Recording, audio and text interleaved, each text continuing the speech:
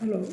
आज हम लोग इस व्याख्यान में बौद्धकालीन शिक्षा का समालोचनात्मक मूल्यांकन करेंगे।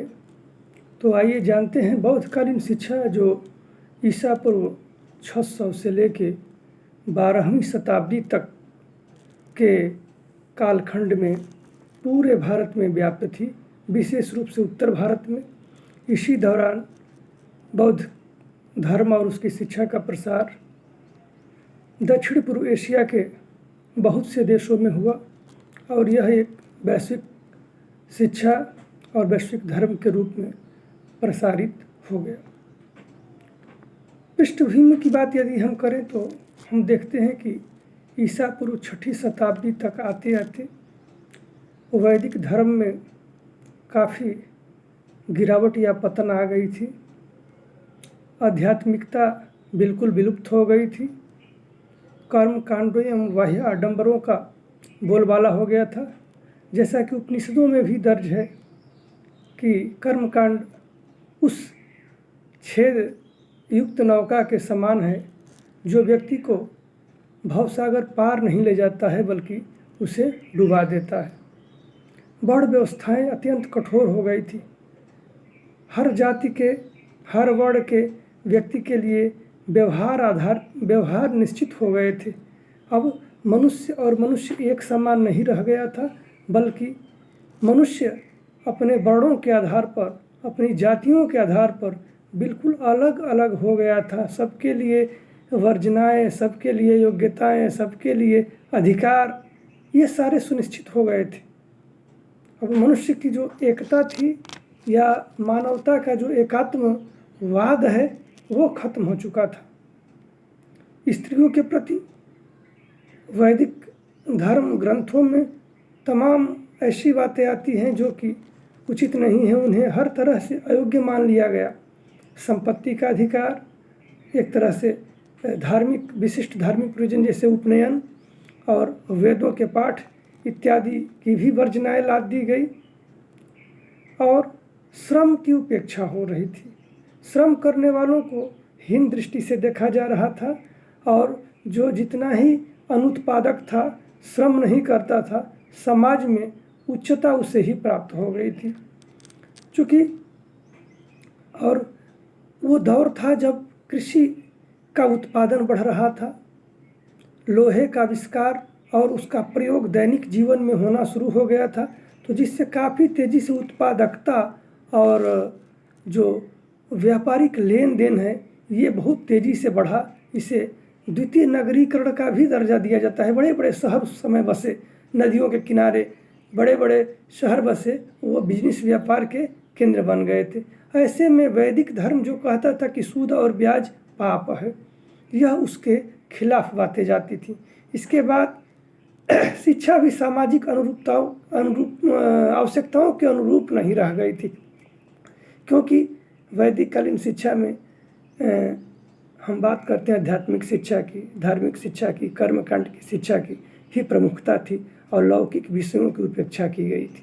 तो इन चीज़ों के बीच में जब गौतम बुद्ध को ज्ञान की प्राप्ति होती है सारनाथ में और आ करके पहला ये सारनाथ में उपदेश देते हैं जिसे धर्म चक्र प्रवर्तन के नाम से भी जाना जाता है, तो जो 5 ब्राह्मण को उपदेश करते हैं काशी में, सारनाथ में, जिसे के बाद ही धर्म का प्रसार शुरू होता है बौद्ध धर्म का, तो बड़ा तेज़ी से ये प्रसारित होता है। जनता बड़ी तेज़ी से इसको एक्सेप्ट करती है और सभी लोग हाथों हाथ लेते हैं, क्योंकि वो व्यापारिक वर्ग की आवश्यकता थी, वो स्त्रियों की आवश्यकता थी, वो समाज के जितने केवल कुछ अभिजात्य को छोड़ करके बाकी जनसाधारण की आवश्यकता थी।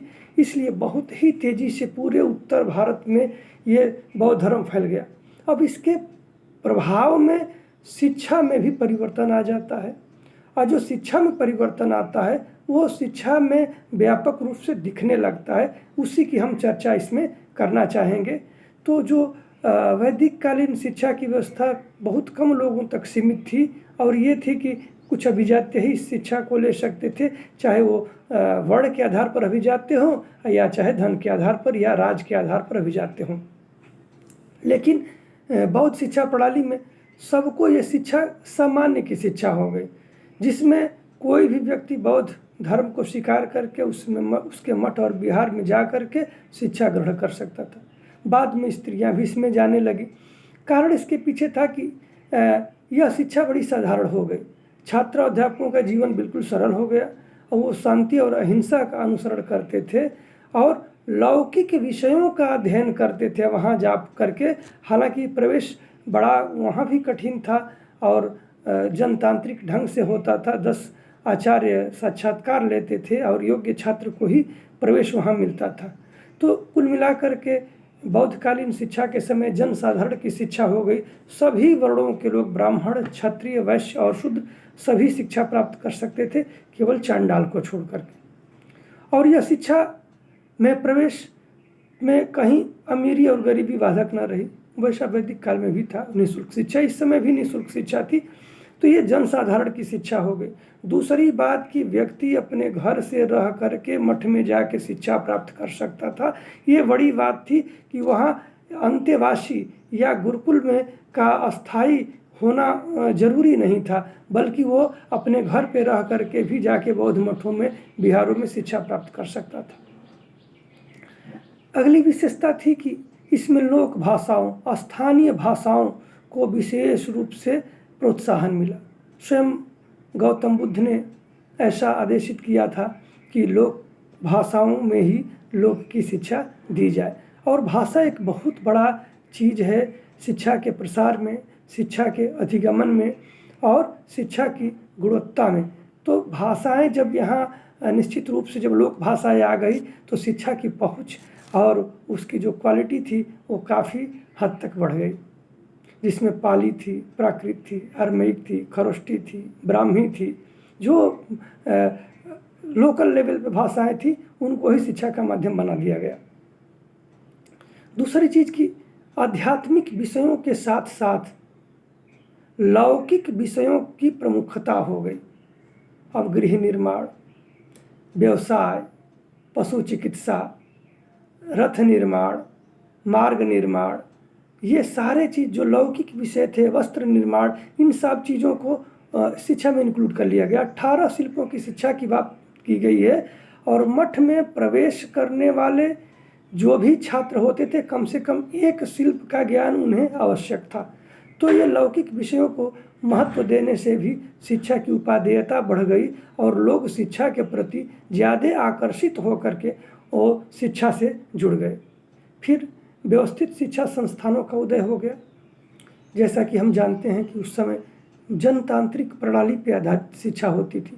जो कुलपति या धर्मकोश होता था उसका चुनाव वहाँ के आचार्य, जिन्हें पीठ स्थावीर कहा जाता था, वो आचार्य ही उनका चयन करते थे और बहुमत के आधार पर चयन होता था। और प्रवेश की प्रणाली भी बहुमत पर आधारित थी। और जो व्यवस्थाएं होती थी, जो प्रशासन होते थे मठ के और विहार के, वो बिल्कुल एकदम जनतांत्रिक प्रणाली पर समितियां बना करके की जाती थी। विविध कार्यों की विविध समितियां होती थी जिसमें व्यक्ति बदलते रहते थे और सभी लोगों को सभी तरह का ज्ञान प्राप्त होता था। जब लौकिक विषयों की शिक्षा की बात जब छात्र अध्ययन करते थे तो उनको मठ और विहारों की प्रशासन प्रबंधन की भी शिक्षा प्रदान की जाती थी कि उनका निर्माण कैसे होगा, उनका प्रबंधन कैसे होगा, उनका प्रशासन कैसे होगा। इसलिए ये चीज़ें बड़ी गुणवत्तापूर्ण ढंग से वहाँ पर आ गई थी। और इसी का परिणाम निकला कि बहुत सी उत्कृष्ट शिक्षा संस्थाओं का उदय होता है जो पूरे वैश्विक स्तर पर प्रसिद्धि पाती हैं और पूरे दुनिया भर के छात्र आते हैं भारत पढ़ने के लिए। और भारत की जो शिक्षा की महक थी वो पूरे विश्व में फैल जाती है। ये बौद्ध शिक्षा प्रणाली की ही देन है, जिसमें कुछ केंद्र थे नालंदा, विक्रमशिला, उदंतपुरी, जगद्दला, वल्लभी और ये नादिया, सारनाथ, ऐसे सेंटर थे जहाँ पर तिब्बत के छात्र, चाइना के छात्र, थाईलैंड, कंबोडिया, इंडोनेशिया, ये सारे छात्र, वियतनाम, ये आते थे और यहाँ पर बौद्ध शिक्षा प्रणाली का अध्ययन करते थे और साथ में लौकिक विषयों की शिक्षा के लिए आते थे। क्योंकि भारत पूरी दुनिया के 36% GDP में योगदान देने वाले देश था। पूरी दुनिया सोने की चिड़िया कहती थी भारत को, और लोग आते थे देखने के लिए कि वहाँ की शिक्षा प्रणाली, प्रशासन की व्यवस्था कैसी है, जिससे कि इस तरह की चीज़ें वहाँ पर हैं। वो पर पूरी दुनिया में सबसे ज़्यादा योगदान देने वाला है। तो इसके पीछे भारत का जो प्राकृतिक रूप से साधन संपन्नता कृषि की थी, वो सबसे बड़ी ताकत थी। इसके बाद स्त्री शिक्षा जो वैदिक काल में पूरी तरह उपेक्षित हो गई थी, धर्म ग्रंथों के माध्यम से, स्मृतियों के माध्यम से, सूत्रों के माध्यम से, कि स्त्रियाँ पढ़ नहीं सकती हैं, उनका पढ़ना अपशकुन है, उनका पढ़ना समाज के खिलाफ है, उनका पढ़ना खुद उनके खिलाफ है, उनका पढ़ना उनके परिवार के खिलाफ है। ऐसा एक नैरेटिव स्टेब्लिश कर दिया गया था, सोशल कंस्ट्रक्ट बना दिया गया था ये, कि स्त्रियों को पढ़ने देना नहीं चाहिए। तो यहाँ पर गौतम बुद्ध ने, पहले तो वो भी नहीं चाहते थे कि स्त्रियाँ पढ़ें, लेकिन जब उनकी मौसी प्रजापति गौतमी जाती है और उसके लिए निवेदन उनके सबसे प्रिय छात्र या शिष्य आनंद करते हैं, तो वो स्त्रियों को मठ में प्रवेश की अनुमति दे देते हैं। और ऐसे में जब स्त्रियों के लिए मठ का दरवाज़ा खुलता है, तो बहुत बड़ी संख्या में जो स्त्रियाँ थी वो शिक्षा प्राप्त करती हैं। संघमित्रा का नाम है, अपाला का नाम है, ये अम्रपाली का नाम है। बहुत सी ऐसी महिलाएं थी जो विदुषी थीं, और वो उन्होंने काफ़ी शिक्षा प्राप्त किया था, और भारत में नहीं विदेशों तक उनकी बहुत सी। संघमित्रा अपने भाई महेंद्र के साथ श्रीलंका में बौद्ध धर्म के प्रचार एवं प्रसार हेतु जाती है। तो कुल मिलाकर के ये बौद्ध शिक्षा प्रणाली ने भारत की शिक्षा प्रणाली को बड़ा ही वो प्रभावशाली बना दिया था। लेकिन कुछ चीज़ें थी जो बिल्कुल नकारात्मक थी, जैसे वैदिक कालीन शिक्षा के समय थी। हम एक चीज़ मान के चलें कि कोई भी शिक्षा प्रणाली है, समय के साथ साथ यदि उसमें परिवर्तन नहीं होता है, तो धर्म हो या शिक्षा प्रणाली हो, उसमें गिरावट आएगी और समय के साथ उसकी प्रासंगिकता घटेगी।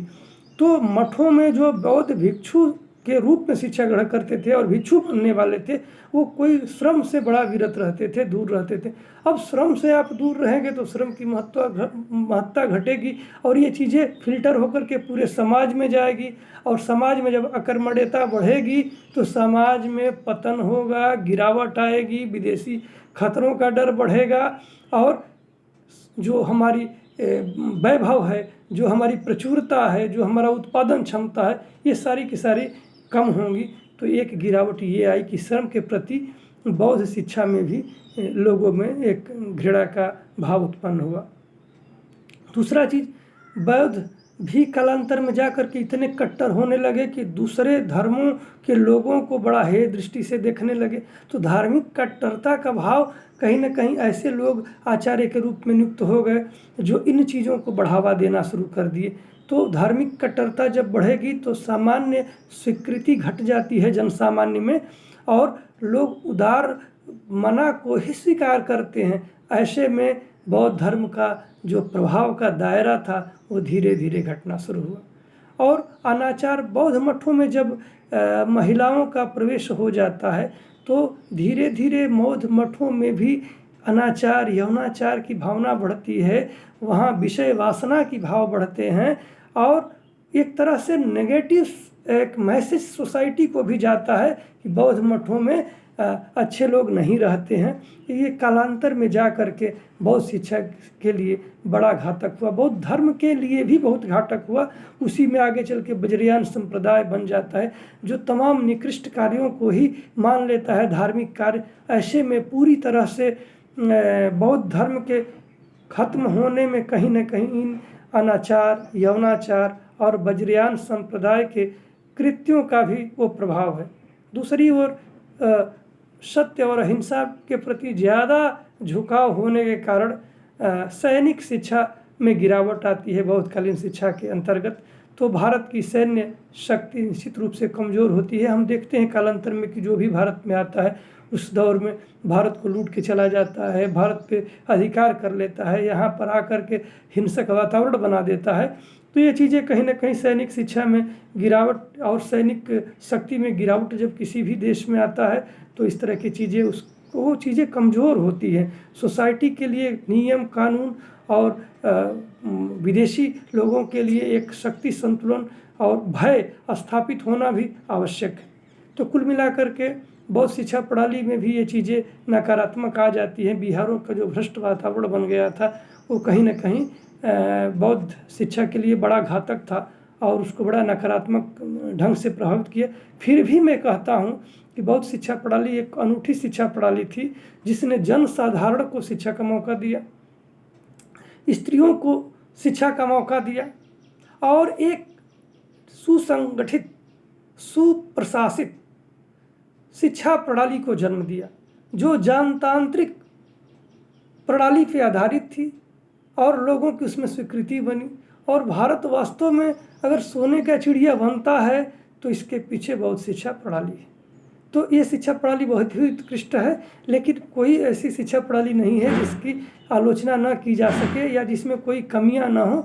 ऐसे में हम ये मान के चलते हैं कि कालांतर में सभी प्रणालियों में जब परिवर्तन आते हैं तभी उसका अच्छा मतलब प्रभाव आगे भी प्रासंगिक बना रहता है। धन्यवाद, आप लोगों ने इसे सुना और मैं यहीं इसको व्याख्यान को ख़त्म करता हूँ।